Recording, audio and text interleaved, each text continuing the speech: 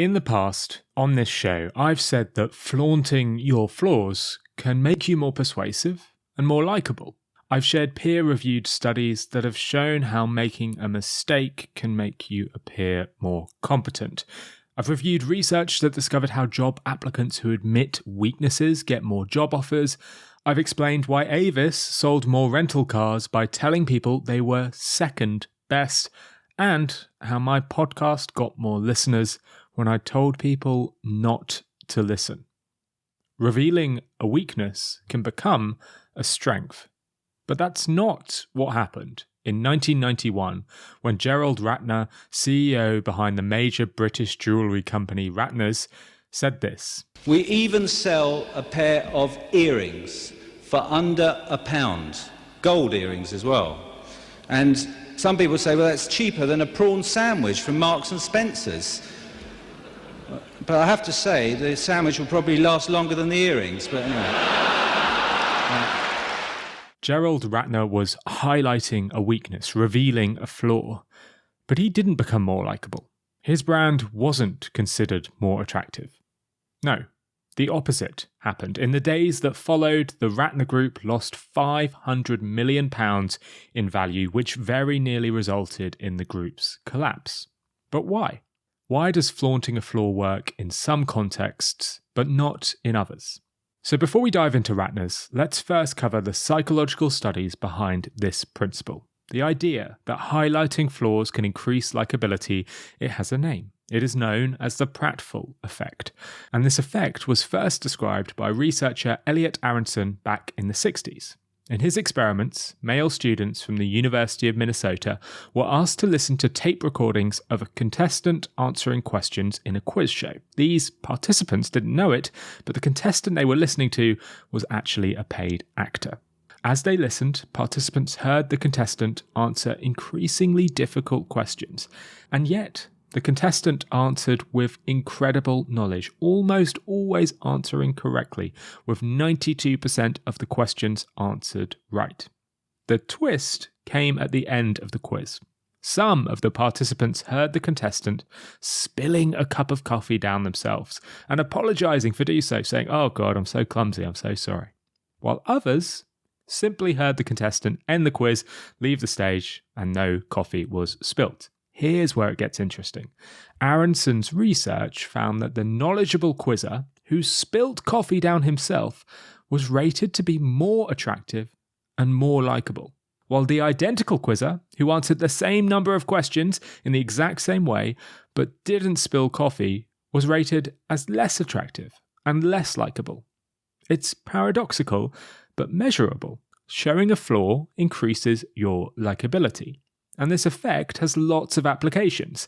In previous shows, I've shared how researcher Joe Sylvester found that revealing a flaw as a job applicant makes you more likely to get the job.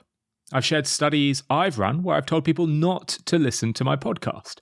Paradoxically, in doing so, it made people more likely to listen. Head back to episode 70 if you want to hear that. And there's new research to back this up. Researchers from Carnegie University recruited hundreds of people to discuss controversial topics, polarizing subjects such as whether abortion should be legal and if undocumented immigrants who meet certain requirements should be allowed to remain in a country legally.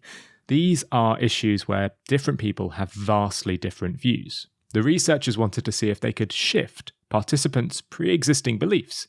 To do so, both groups were shown a persuasive appeal message, attempting to encourage the reader to change their mind. These appeals contained everything you would expect: facts, figures, expert opinion, the use of emotion, everything that's typically used to try and change opinion. But there was one twist. Half of the appeals expressed an opinion confidently, showing no weaknesses, no flaws. The other half of the appeals expressed doubt. They said, "This is all the evidence, but while we've thought carefully about the issue, we aren't completely convinced that we are right." Now think about this for a second. Which do you think is more persuasive? See, I'd assume it was the former. Surely expressing your argument without doubt is more persuasive. After all, that's the strategy almost all of us follow. But this isn't what the researchers found. Expressing doubt about a contentious issue actually increased persuasion. Sharing a doubt, highlighting a flaw, was more convincing. In fact, it was particularly effective at convincing people who already had very strong beliefs.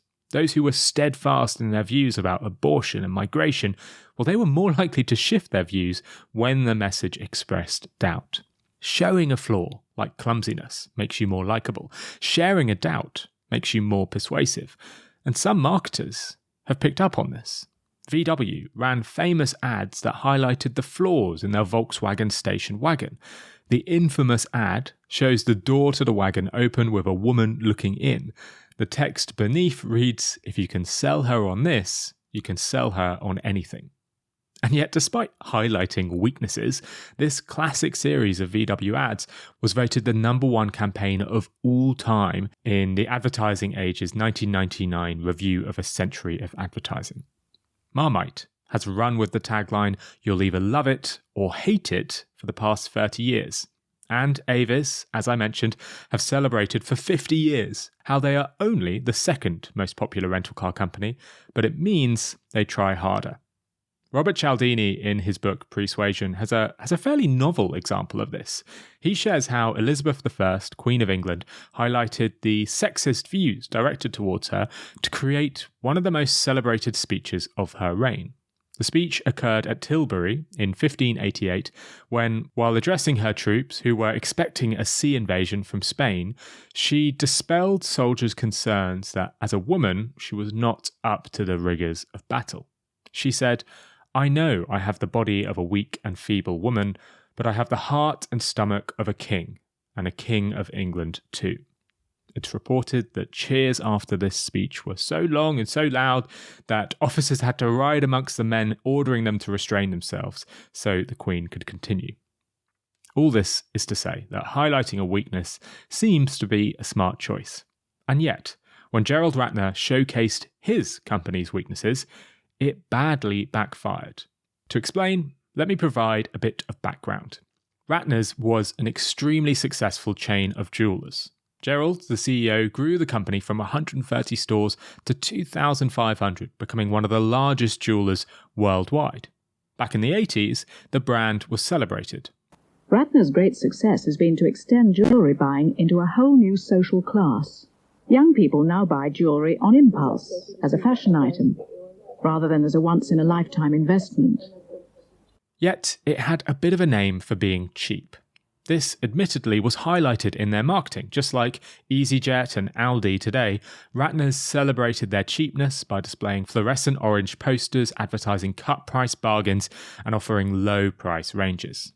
The technique is brutally simple. A drastic reduction of price sustained by high-volume turnover. It shattered the old image of jewellery forever. Although Ratner's was regarded as tacky, the shops and the jewellery were nevertheless extremely popular with the public. That was until Gerald Ratner made his famous speech at the Institute of Directors at the Royal Albert Hall on April 23rd, 1991. Here's what he said. Good afternoon, Mr. President, Your Royal Highness, and thank you, Mr. President, for asking me to address such a prestigious audience. Also in Ratner's, we sell gifts as well as jewellery. Things like a teapot for £2. Or we've got this imitation book that you lay on your coffee table. The pages don't actually open, but they have beautiful curled up corners with imitation antique dust. I know you might say it's not in the best possible taste, but we sold 250,000 of them last year.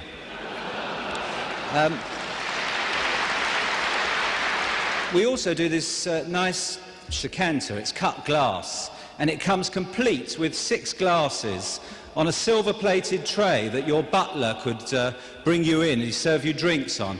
And it's really only cost £4.95. People say to me, how can you sell this for such a low price?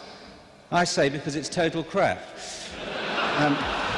We even sell a pair of earrings for under £1, gold earrings as well.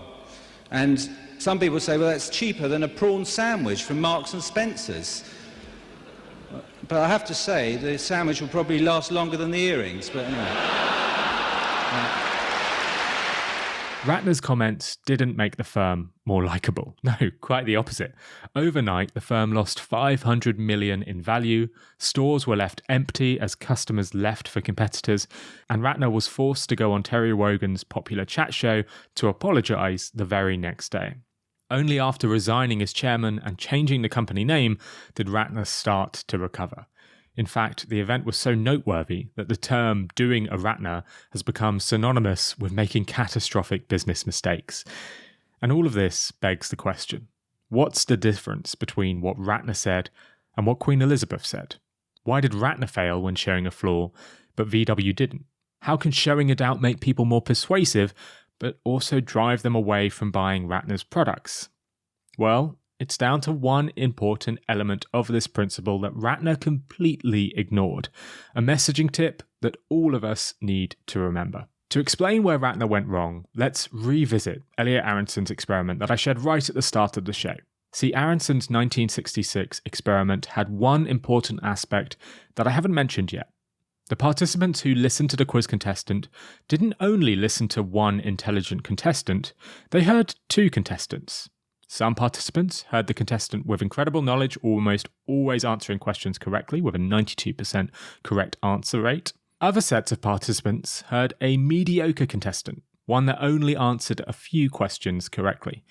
After the questioning, the strong performing contestant admitted to a stellar high school career marked with academic and non-academic success, while the unremarkable contestant described an ordinary high school career earning average grades with weak involvement in extracurriculum.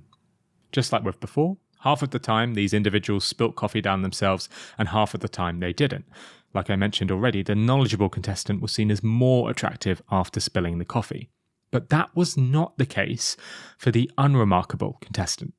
No, in fact, the opposite happened. For the unremarkable contestant, well, they were seen as less attractive and less likeable after spilling the coffee. So, to clarify, the competent contestant was seen as more likeable after spilling coffee down himself, while the incompetent contestant was seen as less likeable for doing the exact same thing. This part is vital. Flaunting a flaw on its own isn't enough to boost likability. Instead, the pratfall effect only works if you combine that weakness with a strength. It's that combination of liking and respect that makes flaunting flaws work. And you can see this when reflecting on all the examples we've shared so far. Queen Elizabeth combined her supposed weakness, saying, "I know I have the body of a weak, feeble woman," with her supposed strength. "But I have the heart and stomach of a king." Avis combined their weakness, "we're only second best," with a strength, "so we try harder." And Marmite do this in one line, stating you either love it or you hate it. To make the pratfall effect work, you can't just highlight your weakness, you have to combine the weakness with your strengths. Richard Shotton, who's written extensively about this principle, shares his favourite example of the pratfall effect in his book, The Choice Factory. It comes from Ian Banks's 1984 debut novel titled The Wasp Factory.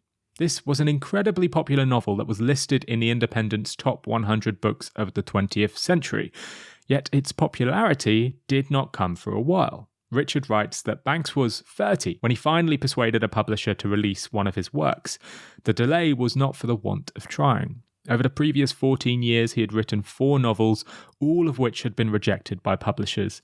And yet, despite this struggle for reputation, Banks did something very unconventional with his book cover when he finally got published. He insisted that the novel included both positive and negative reviews within the blurb. As many Jordan Peterson fans will know, it is commonplace for book covers to be adorned with purely positive reviews. But Banks wanted to combine the positive and the negative. The Sunday Express, for example, called it a silly, gloatingly sadistic and grisly yarn of a family of Scots lunatics. The Times was even more damning. As a piece of writing, The Wasp Factory soars to the level of mediocrity, while the Financial Times stated a positive, saying it's exceptional quality and impossible to put down. Banks put all of these reviews on his book cover, and his approach paid off. By embracing the pratfall effect, he got noticed and dramatically boosted his book's likability. The sheer outrage towards many of the critics' negative reviews meant readers saw it as a powerfully moving book that had credibility. That publicity helped Banks become a bestseller, while positioning him as an independent thinker. If you follow Ian Banks' approach and combine your strengths and your weaknesses, the pratfall effect will work. It'll make you appear more likable, making your arguments more persuasive, your ads more convincing, and your book covers more alluring. So back to Ratner. What should he have told his peers at the Royal Albert Hall? Well, rather than purely showcasing his product's flaws, he should have combined it with a strength. For example, he could have said this: "We also do cut glass sherry decanters complete with 6 glasses on a silver-plated tray that a butler can serve your drinks on, all for just £4.95. And yet people say, your product is crap. Well, to that we say, it's a lot cheaper than a butler, and it's far more popular too." Ratner failed because he admitted that his product was totally crap. By being purely negative, he put off buyers, ostracized the public, and looked like a money-hoarding villain. Yet studies and real-world examples show that revealing a flaw can have the opposite effect when used correctly. So don't be purely positive, but also don't be purely negative. Combine a bit of both to grab attention and sell more. Take my newsletter. I could tell you that it's the best newsletter on marketing in the world, but that wouldn't be very persuasive. Instead, I should admit that it's probably not for everyone. Each week I do a deep dive on a specific nudge and explain how it can be applied to marketing, and sure, over 3,000 committed marketers love the newsletter and they open it every week, but dozens of others unsubscribe every week as well. This newsletter isn't for everyone, and you might hate it. But if you want to give it a try, head to nudgepodcast.com and click newsletter in the menu to sign up. And don't worry, if you think it's total crap, you can unsubscribe at any time.